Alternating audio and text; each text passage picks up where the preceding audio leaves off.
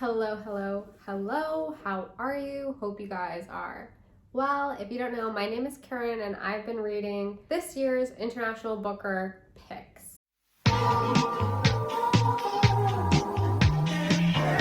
I filmed my review for Cursed Bunny like 2-3 weeks ago and I somehow lost the clip. I just can't find it, so I have to redo this review. And mind you, I probably read this book, this one, Cursed Bunny by Bora Chung, a collection of short stories. I read it a couple weeks ago, so my memory is a bit foggy, but here's the situation. This year's International Booker Longlist had a total of 3 short stories, and of the 3, this is the one that made it to the short list.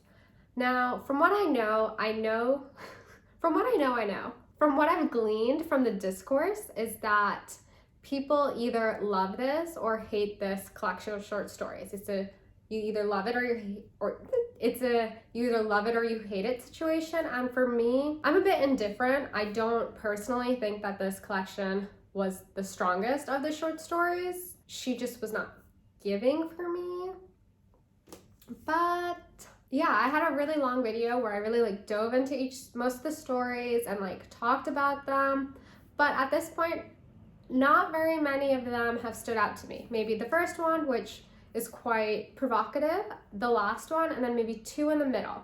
What unites these short stories is that a lot of them, you can tell that the author was inspired by fairy tales and fables. Now the difference is that while most fairy tales and fables, they kind of leave you with a sense of hope or a moral or a lesson at the end, these stories are not hopeful. Frequently, the protagonist is an individual who is kind of observing the various atrocities and cruelties that humans do. That's just the nature of the world. So that's what really unites these stories. I think the first short story is the strongest. It is a short story where a woman's bowel movements and, waste particles are assembling to form a second self. And I think the short story is making a lot of, it's a commentary on women's roles in society, but then also it's very cleverly speaking about the shadow self. And that's why I like that story. So you start off really strong, very provocative, and then that's that. That's, what is this, 3 minutes?